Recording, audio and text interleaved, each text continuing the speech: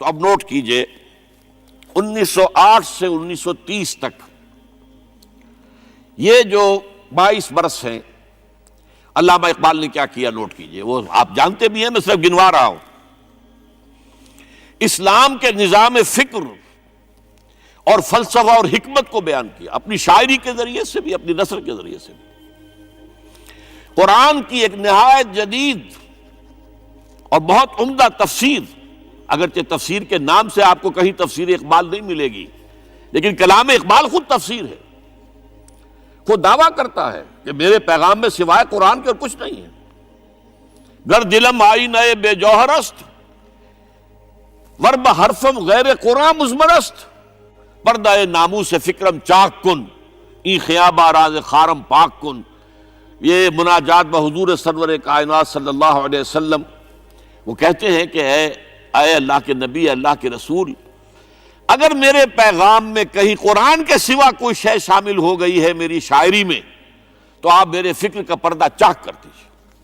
روز محشر خار و رسوا کن مرا، اور قیامت کے دن مجھے ذلیل اور خار کیجیے گا، اور بے نصیب از بوسہ پاکن مرا، اور مجھے اپنی قدم بوسی سے محروم کر دیجیے گا. یہ بات کہہ رہا ہے، اس کا دعویٰ ہے، اس نے جو کچھ کہا قرآن سے کہا. اس کی شاعری جو ہے میرے نزدیک، اور میں نے تو اپنی جو سورسز گنوائی ہیں کہ میں نے جو قرآن مجید کا فکر یا سوچ جو بھی آپ اسے کہیں، جو تھوڑا بہت مجھے میسر ہوا ہے، ان میں نے 8 اشخاص کو نمایاں طور پر بیان کیا ہے. 4 یہ ہیں 2 کے جوڑے. 2 ابوین ہیں، ابو الکلام ابو العلا مودودی، ابو الکلام آزاد. 2 دکترین ہیں، ڈاکٹر اقبال، ڈاکٹر رفیع الدین. 2 شیخین ہیں، شیخ الہند مولانا محمود حسن، جن کا ترجمہ ہے قرآن مجید کا، اور اس پر حواشی ہے شیخ الاسلام شبیر احمد عثمانی کے. 2 ہی عین مولانا فراہی اور مولانا اصلاحی، جنہوں نے قرآن مجید کے مضامین کے اندر جو اندرونی نظم ہے اسے واضح کیا. علامہ اقبال میری ایک بہت بڑی سورس ہے، بلکہ سب سے زیادہ گہرا اثر مجھ پر جو ہے بچپن سے جو ہوا ہے وہ تو علامہ اقبال کا ہے. 5ویں جماعت کا طالب علم تھا جب ان کا یہ شعر میرے ذہن میں کہیں چپک کر رہ گیا ہے، جواب شکوہ کا: وہ زمانے میں معزز تھے مسلمان ہو کر، اور تم خار ہوئے تارک قرآن ہو کر. پھر علامہ اقبال نے مغربی فکر پر شدید تنقید کی، بہت بڑا ناقد، اور خاص طور پر مغربی تہذیب جو ہے اس کی نفی کی. یہ سارا کام کیا، اور اس سب سے بڑھ کر وہ تجدید ملت اسلامی کا علمبردار بن کر سامنے آیا. اس نے خوشخبری دی کہ دنیا میں اسلام کے غلبے کا دور آنے والا ہے. ملت اسلامیہ جو اس وقت دبی ہوئی ہے، پسی ہوئی ہے، پوری دنیا میں پامال ہے. آپ کو معلوم ہے کہ پہلی جنگ عظیم کے بعد کیا صورت ہو گئی تھی. سلطنت عثمانیہ کے جب دھجیاں بکھیر دی گئی، اور کولونیل امپیریلزم جو ہے پورے عالم اسلام پر حکمران تھا، پورا عالم اسلام جو ہے محکوم. اگرچہ یہ دبے ہوئے ہیں، پسے ہوئے ہیں، گرے ہوئے، لیکن ان کا دوبارہ غلبہ ہوگا، یہ ابھریں گے، ملت اسلامیہ کی تجدید ہوگی، اسلام کی نشأت ثانیہ ہوگی. اسلام کے روشن مستقبل کے مبشر بن کر علامہ اقبال سامنے آئے. اور ایک اور جو بہت بڑا کام کیا وہ وہی وطنی قومیت کی شدید نفی، بلکہ شدید کا لفظ بھی کافی نہیں ہے، شدید ترین نفی کی ہے. اس لیے کہ اس وقت وطنی قومیت جو ہے اس وقت مسلمانوں کو اپنے اندر انگلف کرنے کے لیے پوری قوت کے ساتھ زور لگا رہی تھی. میں نے علامہ اقبال کے حوالے سے جو باتیں کی ہیں کہ احیاء فکر اسلامی اور تجدید ملت اسلامی، اس کے ساتھ ساتھ ہندوؤں میں کیا ہو رہا تھا اس دور میں، ان کے ہاں بھی ان کی مذہبی تجدید کا عمل بڑی شدت کے ساتھ شروع ہوا. اس میں بھی چند ناموں کا میں تذکرہ کرنا چاہوں گا. بنکم چٹرجی، اس نے بندے ماترم کا یہ جو ترانہ ہے آج بھی بھارت کے اندر مجبور کیا جا رہا ہے مسلمانوں کو بھی کہ وہ بھی اسکولوں کے اندر یہ ترانہ پڑھیں، اور ابھی مسلمان رجسٹ کر رہے ہیں. اس میں وہ زمین کی بندگی، بھارت ماتا ہم تیرے بندے ہیں، اور یہ جو ہے ہندو رینائسنس کا ایک بہت بڑا جو ہے یوں سمجھیے کہ علم بردار. پھر دوسری شخصیت سامنے آئی، راجہ رام موہن. یہ شخص بہت بڑا فاضل، بڑا عالم، 10 کے قریب زبانیں جو ہیں ان کا ماہر. جس میں یورپینز بھی اور ایسٹرن بھی۔ پھر یہ کہ یہ مسلمانوں کا ہمدرد بن کر آیا۔ انگریز نے جب یہاں پر ان کے پادریوں نے تثلیث کی تلقین شروع کی ہے تو آئینہ توحید کے نام سے اس نے کتابچہ لکھا اس کی نفی کے لیے۔ اس حوالے سے یہ کچھ ایسی شخصیت بننے کی کوشش کر رہا تھا کہ مسلمان بھی اس کو قبول کریں، اور اس کے بعد پھر اس نے برہمو سماج کے نام سے ایک ادارہ قائم کیا۔ یہ وہی تھا کہ جو اس سے پہلے اکبر نے جو فلسفہ دیا تھا دین الہی، بھئی اللہ کا معاملہ کرو، صرف اللہ کو سب مانتے ہیں، صرف نام ہے مختلف ہے، کسی نے کوئی نام رکھ دیا، کوئی مہادیو کہتا ہے، کوئی کچھ کہتا ہے، کوئی گاڈ کہتا ہے، سب خدا کو تو سب مانتے ہیں۔ یہ جو رسالت کا معاملہ ہے اور شریعت کا معاملہ ہے، یہ فساد کی جڑ ہے۔ رسالت کی بنیاد پر شریعتیں مختلف، عبادتیں مختلف، ذرا اس کو پیچھے ڈالو۔ تو دین اکبری یا دین الہی اس کا نام تھا۔ اس کے اندر بھی در حقیقت کوشش یہ تھی کہ تمام مذاہب کو ایک ہاون دستے میں ڈال کے اور اس کو کوٹ کے اور چھان پیس کے ایک صفوف بنا کر ایک کامن مذہب ہندوستان کا وجود میں لایا جائے۔ بہرحال اس وقت اللہ تعالیٰ نے کھڑا کیا ہے حضرت مجدد الفسانی رحمۃ اللہ علیہ کو، کہ جنہوں نے اس فتنے کی سرکوبی کی۔ اس نے بھی مجلس ازدی کے نام سے ایسا ہی ادارہ شروع کیا، اور یہ گویا کہ ٹھنڈی چھری کے مانند، اس لیے کہ اسلام کا دار و مدار تو رسالت پر ہے۔ بقول اقبال بمصطفیٰ برساں خویش را کے دی ہماؤست، اگر باؤ نہ رسیدی تمام بول آبیست۔ اسلام کا تو سارا معاملہ، دین جو ہے اس کا سارا جو مدار دار و مدار ہے وہ رسالت پر ہے، نبوت پر ہے، اسی پر شریعت کا سارا دار و مدار ہے۔ رسالت سے کاٹ دیجئے، حدیث سے کاٹ دیجئے، سنت سے کاٹ دیجئے، تو پھر قرآن کو پھر موم کی ناک بنا کر جو چاہیں آپ تعبیر کر لیں، جو چاہیں تشریح کر لیں، جدھر چاہیں اسے موم کی ناک کی طرح بوڑ کر لے جائیں۔ بہرحال اس معاملے میں بھی پھر ایک تیسری تحریک جو شروع ہوئی وہ بہت ملیٹنٹ تھی، آریہ سماج، دیانند سرسوتی نے، یہ ملیٹنٹ تھی اور بڑی اس کی جو ہے پذیرائی ہوئی ہندو معاشرے میں۔ انہوں نے کھل کر یہ کہا کہ ہندوستان صرف ہندوؤں کا ملک ہے، یہاں مسلمانوں کے لیے کوئی جگہ نہیں، لہذا یا ہندو ہو جائیں مسلمان اور یا پھر یہاں سے ہجرت کر جائیں۔ کھل کر آریہ سماج، اسی کے تحت پھر مہاسبھا بنی، اسی کے تحت آر ایس ایس، انتہائی ملیٹنٹ آرگنائزیشن جو ہے ہندوؤں کی، یہ سب جو ہے دیانند سرسوتی کا۔ یہ اسی طریقے سے پھر شدھی کی تحریک شروع ہو چکی تھی، ریکلیم کرو مسلمانوں کو، یہ ہم ہی میں سے تھے، ان کے آباء و اجداد کہیں جو ہے مسلمان ہو گئے، انہیں واپس لو۔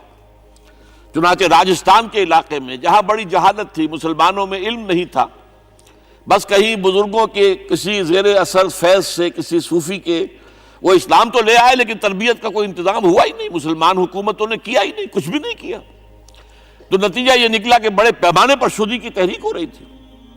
میوات کے علاقے میں بڑی تیزی کے ساتھ مسلمان جو میو تھے وہ ہندو ہو رہے تھے، اسی پر تحریک اٹھائی ہے مولانا الیاس رحمۃ اللہ علیہ نے۔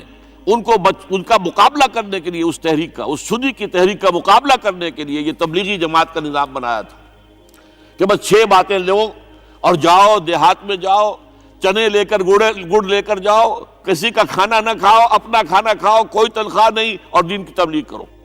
یہ نظام ان کا در حقیقت اسی شدھی کی تحریک کے جواب میں شروع ہوا۔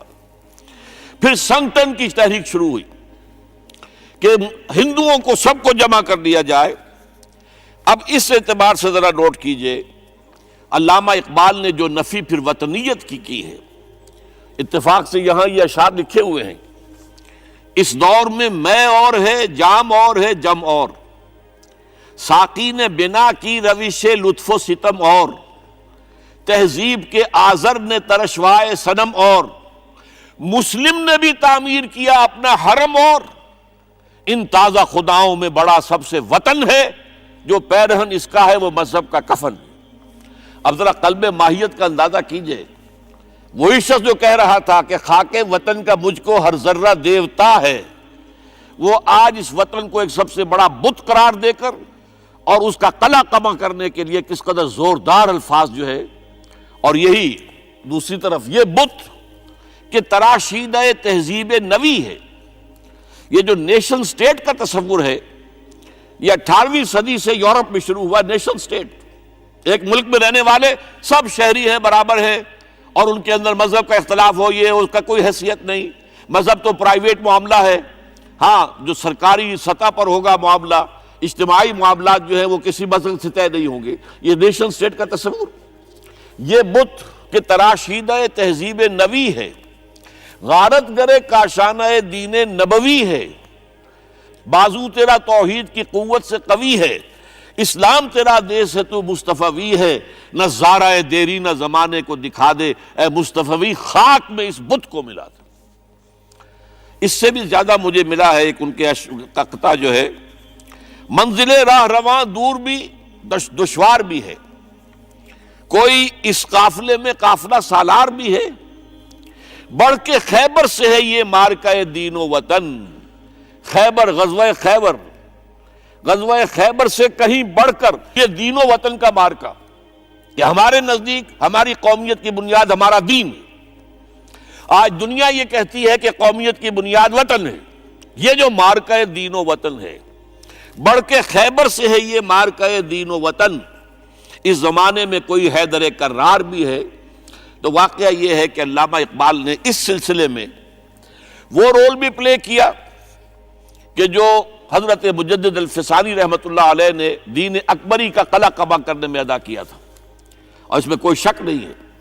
اس اعتبار سے میں کہا کرتا ہوں کہ حضرت مجدد الفسانی کے بروز کی حیثیت رکھتے ہیں علامہ اقبال، اور ان کو جو گہری نسبت تھی، حاضر ہوا میں شیخ مجدد کی لحد پر، وہ خاک کے ہے زیر فلک مطلع انوار، گردن نہ جھکی جس کی جہانگیر کے آگے، جس کے نفس گرم سے ہے گرمی احرار، وہ ہند میں سرمایہ ملت کا نگہباں، وہ ہند میں سرمایہ ملت کا نگہباں۔ ملت کا سرمایہ تو سارا کا سارا جو ہے ایمان بالرسالت سے۔ آپ حضرت مجدد الفسانی کے خطوط پڑھیے، سب سے زیادہ زور اطاعت رسول، اطاعت رسول، اطاعت رسول، اطاعت رسول، جس کی جڑ کاٹنے کی کوشش کی تھی دین الہی کے ذریعے سے اکبر نے، اس کو دوبارہ مستحکم کیا ہے وہ مجدد الفسانی رحمۃ اللہ علیہ نے۔ اب آئیے 1930 کا ماہ دسمبر، اس میں ایک بات ہم دیکھ چکے، محمد علی جناح ہندوستان کی سیاست سے مایوس ہو کر ملک چھوڑ کر انگلستان میں جا کر آباد ہو چکے۔ اور اس ضمن میں ایک واقعہ میں آپ کو سنا دوں۔ ایس ایم اکرام صاحب کا نام بہت سے حضرات کے علم میں ہوگا، ان کی 3 کتابیں جو ہے بڑی مارکت الآراء ہیں، آب کوثر، موج کوثر، روض کوثر۔ ادارہ ثقافت اسلامیہ کے ڈائریکٹر رہے بہت عرصے تک، بہت پڑھے لکھے آدمی تھے۔ وہ آکسفورڈ میں پڑھتے تھے اس زمانے میں۔ وہ لندن گئے، انہوں نے محمد علی جناح صاحب سے ملاقات کی اور کہا کہ آپ کیوں چھوڑ کر آ گئے ہندوستان؟ ہندوستان کے مسلمانوں کو آپ کی رہنمائی کی ضرورت ہے۔ تو جواب جو تھا محمد علی جناح کا وہ نوٹ کرنے کے قابل ہے۔ ہندوز آر انکوریجیبل، یہ ہے جو نتیجہ نکالا تھا محمد علی جناح نے۔ یوں سمجھیے کہ 24 برس کی محنت شاقہ کہ کوئی اتحاد کا فارمولہ طے ہو جائے، کوئی بنیاد ہو جائے، کوئی ہمارے مابین متفق علیہ اسکیم بن جائے، لیکن جس درجے مایوس ہوا ہے شخص، ہندوز آر انکوریجیبل، یہ ناقابل اصلاح ہے۔ اور مسلمانوں کا حال یہ ہے کہ ان کا ایک لیڈر جو بات مجھ سے کرتا ہے صبح کو وہ شام کو ڈپٹی کمشنر کو بتا دیتا ہے۔ تو اب میں ایسی قوم کی رہنمائی کیسے کروں؟ تو یہ میں نے آپ کو یہ واقعہ بھی سنا دیا کہ وہ مایوسی کا عالم کیا تھا۔ لیکن اب جو ہے 1930 میں، جبکہ مسلم انڈیا کا ایک سورج تو غروب ہو گیا تھا، مغرب میں جا کر بیٹھ گیا، مغرب میں سورج غروب ہوتا ہے، ایم اے جناح تو وہاں بیٹھ گئے۔ ایک سورج اب طلوع ہوا ہے مسلم لیگ کے پلیٹ فارم پر، یہ ہے علامہ اقبال۔ 1930 کا جو ان کا خطبہ ہے الہ آباد کا، وہ بہت اہم ہے، بہت اہم، بہت اہم۔ ایک تو یہ کہ انہوں نے اپنی شاعری کے ذریعے سے وطنیت کی جو نفی کی تھی اور مسلم قومیت کا جو اس بات کیا تھا، اسے ایک فلسفیانہ انداز میں سوشیولوجی، عمرانیات کے مسلمہ اصولوں کی روشنی میں جس طریقے سے مدلل بیان کیا ہے، اس اعتبار سے وہ ایک بہت قیمتی دستاویز ہے۔ لیکن اس کے ساتھ ہی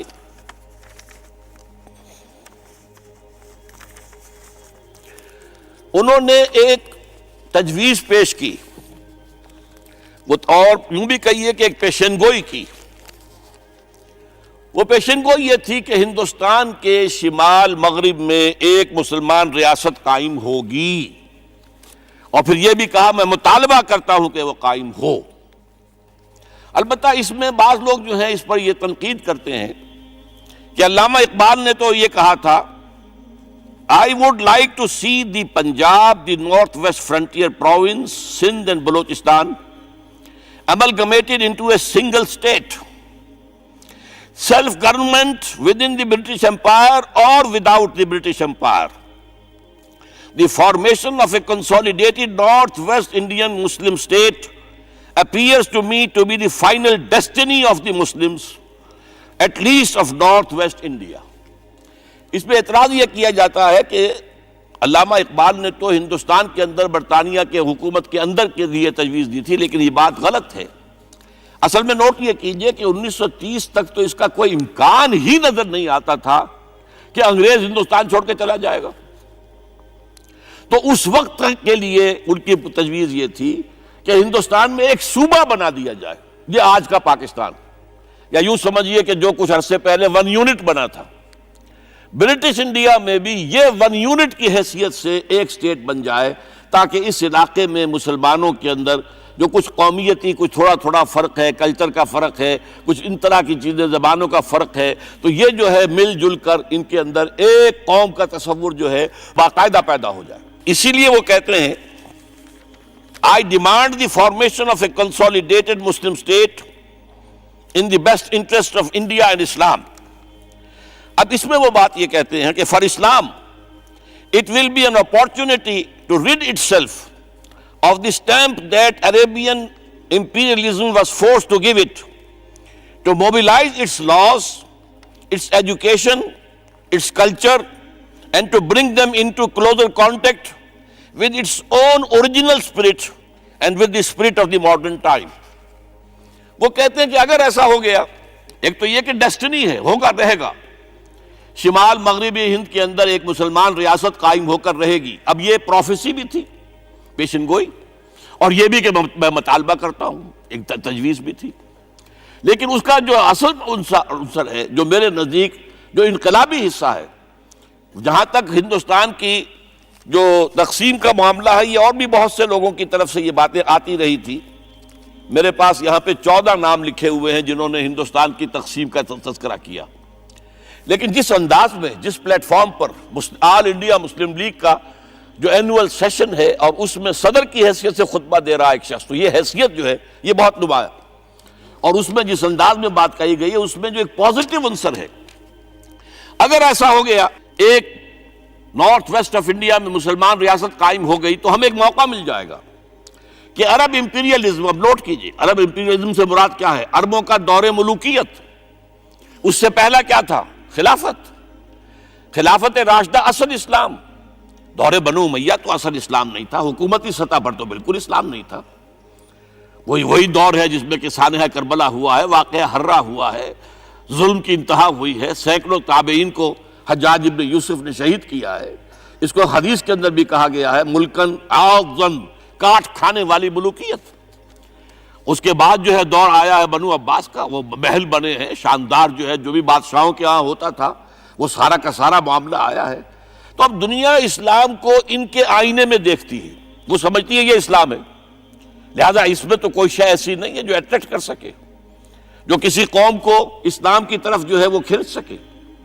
تو یہ جو امپریشن ہے جو کہ اس دور ملوک کی عرب امپیریلزم کا لفظ استعمال کیا ہے، اسلام کے چہرے پر جو بدنما داغ اور دھبے آ گئے ہیں، انہیں ہٹا کر وہ جو اس کی اوریجنل پیورٹی ہے، اور ظاہر بات ہے کہ دور ملوکیت سے پہلے خلافت راشدہ، تو گویا کہ اس میں اگرچہ نام خلافت راشدہ کا نہیں لیا گیا ہے، لیکن یہ ہے کہ بات مراد وہی ہے، لیکن اور اس میں بھی جو بڑی حکیمانہ بات ہے کہ ہم اس کو bring them into closer contact with its own original spirit، جو اصل اسلام کی اصل روح ہے، and with the spirit of the modern times، اس زمانے کے جو تقاضے ہیں ان کے مطابق اجتہاد کے دروازے کو کھول کر، اور ہم ایک ایسا نظام جو ہے وہ یہاں پر قائم کریں۔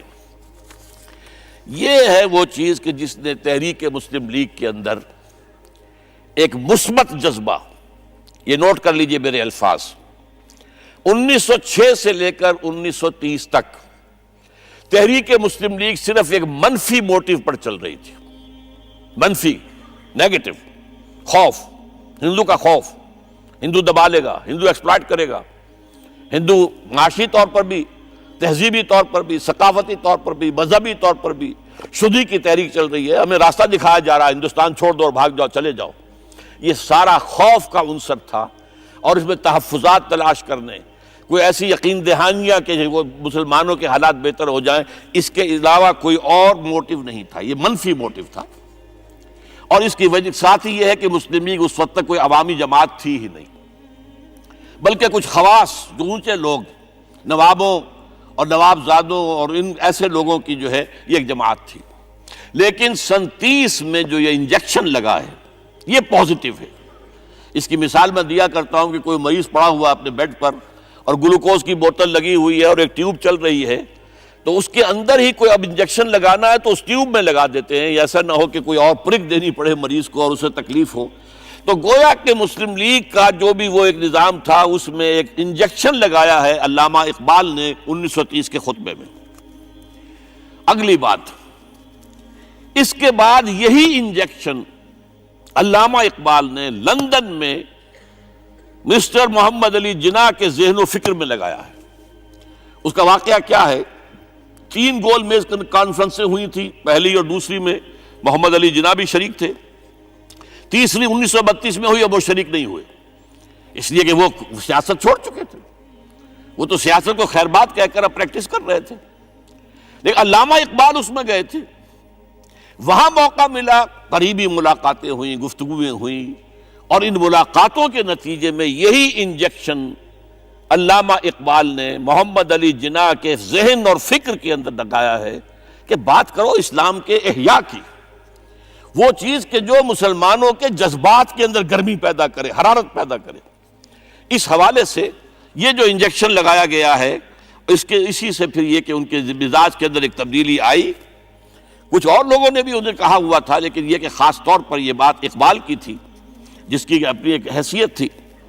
بہرحال 1934 میں ایم اے جناح واپس آ گئے، پھر انہیں مسلم لیگ کا تا حیات صدر بنا دیا گیا، پھر انہوں نے مسلم لیگ کو سنبھالا ذرا، لیکن 1936 کے الیکشن جو آئے یہاں پر، اس میں کانگریس پوری اوور ویلمنگ میجورٹی سے جیت گئی۔ ابھی محمد علی جناح کو موقع ملا ہی نہیں تھا کہ ابھی مسلم لیگ کو سنبھال سکتے، اور ان جو وزارتیں بنی تھی اس دور میں کانگریس کی، انہوں نے جو سلوک مسلمانوں کے ساتھ کیا، جو مظالم ڈھائے، جو انہیں دبایا اور ان کے حقوق کو پامال کیا، اس سے وہ نیگیٹو جو ایک موٹیو تھا وہ بھی اور قوی ہو گیا۔ اور اس کے بعد پھر محمد علی جناح نے 1937 سے لے کر 1947 تک، ایک لفظ میں استعمال کر رہا ہوں، آپ گھبرا نہ جائیں، 1937 سے 1947 تک اسلام کی قوالی گائی، پورے 10 برس اسلام اسلام اسلام اسلام، ہمیں اسلام چاہیے، اسلامی تہذیب ہم چاہتے ہیں، اسلامی قانون ہم چاہتے ہیں، ہمارے قوانین اور ہیں، ہمارا مذہب نہیں ہے، وہ دین ہے، وہ زندگی کے تمام معاملات پر۔ یہ جو ہے، میں قوالی اس لیے کہہ رہا ہوں کہ قوالی میں تکرار ہوتی ہے، جس تکرار کے ساتھ یہ اب اس موقع پر آ کر محمد علی جناح قائد اعظم بن گئے۔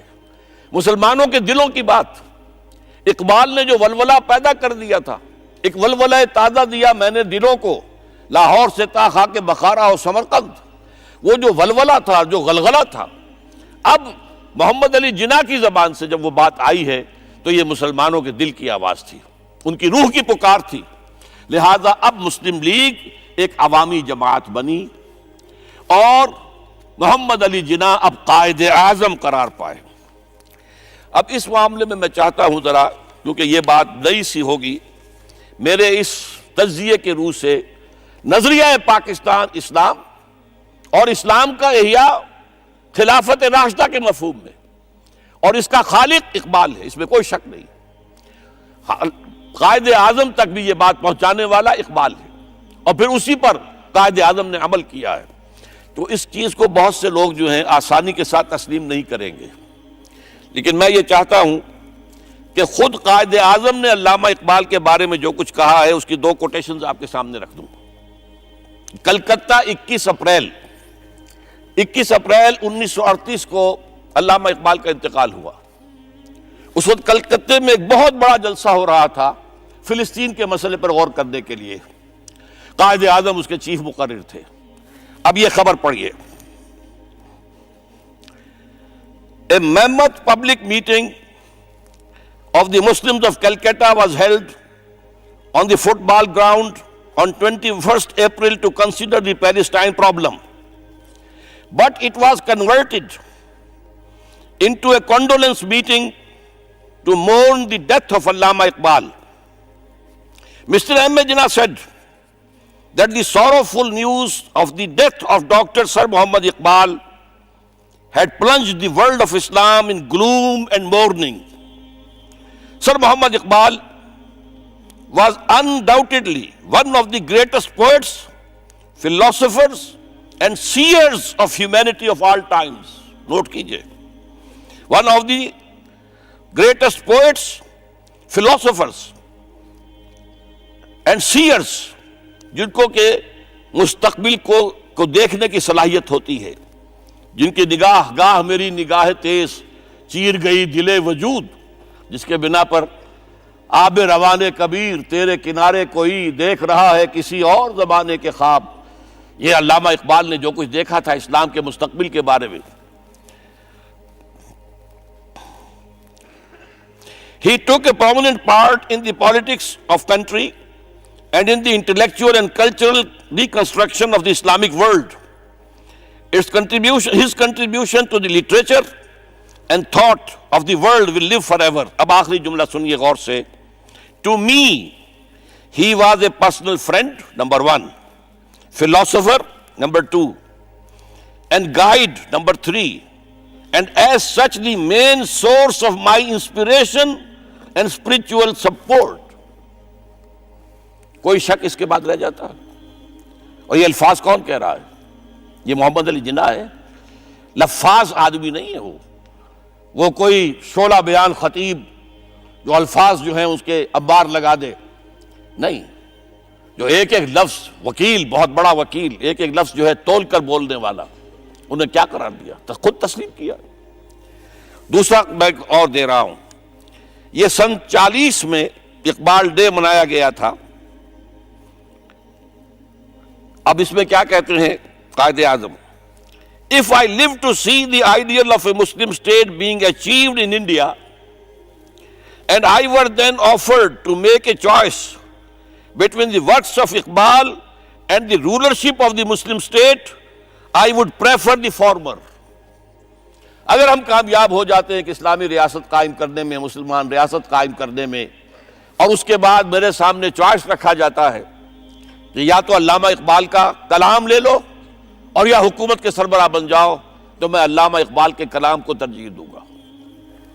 اور سنیے، Continuing, Mr. Jinnah said that in April 1936, he thought of transforming the Muslim League, which was then only an academic institution, into a parliament of the Muslims of India. From that time to the end of his life, he continued, Iqbal stood like a rock by him. Iqbal, Mr. Jinnah said, was not only a great poet who had permanent place in the history of the world's best literature. He was a dynamic personality who during his lifetime made the greatest contribution towards rousing and developing of Muslim national consciousness. اب اس کے بعد جو ہے نظریہ پاکستان کیا تھا اور اس کا خالق کون تھا، اس کو اچھی طرح سمجھ لیجئے۔ بہرحال یہ وہ معاملہ تھا کہ جب قائد اعظم نے اسلام کا جو ہے راگ الاپا ہے یا قوالی گائی ہے، تو اب اس کے نتیجے میں جیسے قوالی میں ہوتا ہے قوم کو حال آ گیا۔ آپ ذرا سوچئے، مسلم لیگ کو مائنورٹی پراونسز کے لوگوں نے کیوں ووٹ دیے تھے؟ کیا یو پی کبھی پاکستان میں آ سکتا تھا؟ کیا مدراس کبھی پاکستان میں آ سکتا تھا؟ کیا بامبے پاکستان میں آ سکتا تھا؟ کیا سی پی پاکستان میں آ سکتا تھا؟ پھر ذرا سوچئے، عقل کے خلاف بات نظر آتی ہے. یہ حال میں آنے والے کا معاملہ ہے، جہاں جذبات کی جو ہے وہ حکمرانی ہو جاتی ہے، عقل ایک طرف رہ جاتی ہے. ورنہ کیا بات ہے، ان کے تو اسلام پاکستان کے ساتھ کوئی تعلق نہیں ہو سکتا، تو پھر مسلم لیگ کو ووٹ دے رہے ہیں، پاکستان کے لیے ووٹ دے رہے ہیں. پاکستان کا ریزولوشن 47 میں ہو چکا ہے، اور 46 کے الیکشن میں مسلم لیگ کامیاب ہوتی ہے پورے ہندوستان میں. The majority provinces as well as the minority provinces, جس میں کہ مسلم لیگ کو جو ہے پورے ہندوستان کے مسلمانوں کی واحد نمائندہ جماعت ہونے کی جو ہے ایک حیثیت حاصل ہو جاتی ہے.